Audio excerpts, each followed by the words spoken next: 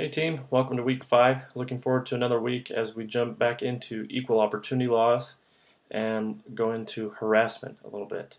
As you can see, this is week 2 of equal opportunity laws. The legal backdrop of human resources, the legal environment, is a huge part of human resources. Things that are protected for employees is a huge part of what benefits you and I in the workplace. Things like race, age, disability, veteran status, sexual orientation, religion, all of those things are very much protected, and so when those are infringed upon, it's something that organizations need to respond to legally and also ethically. So we're going to go through that this week. We're going to talk about some anti-discrimination. We're going to jump into some specific situations, and we're going to talk about sexual harassment. We're going to read the second part of the employment vignettes, which kind of wraps around the part 1, so you can determine if you were on track with how you would have handled those situations. And then we have a case involving a sexual harassment scenario, which we get to put ourselves in the shoes of a person dealing with those harassment claims. What would you do if you were the HR manager? What would you do if you were the manager of that person? Or what would you do if you had been harassed? So those are some important things to discuss. And even if you are not going into HR, any manager, any business owner, any employee really needs to know about these laws. So thinking about the Lord, how does He feel about equal employment or corrective action? I think of the words mercy and justice. So the Scriptures teach us very well about that balance of mercy and justice, and how that applies to us as individuals or organizations.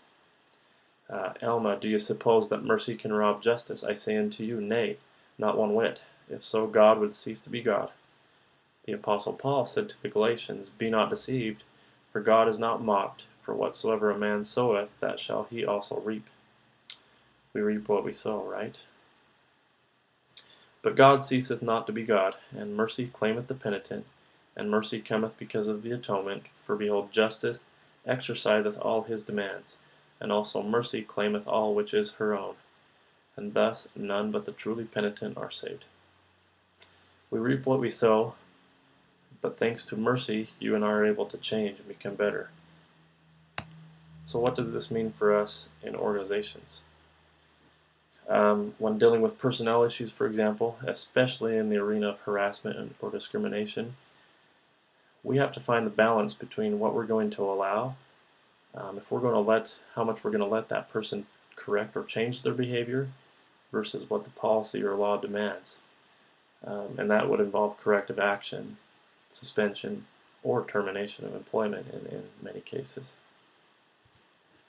How we approach and address these situations initially is very much a key. We can't disregard those things. Accountability is very important in our organizations, just as it is in our individual lives. So if we're disregarding misconduct, for example, we are not helping anyone. We're not helping the person who engaged in it. We're not helping our organizations because there's legal ramifications around that in organizations. So this week, I want you to really consider what we've read and also what we will read, and determine how you would approach those situations. Decide how you approach them, and then as you learn about the legal environment, the legal expectations, hopefully you'll get new insight on how to put that together. And I look forward to our discussion. As always, if you have questions, let me know, and I'll look forward to meeting with you, discussing with you what we find. Have a great week. Take care.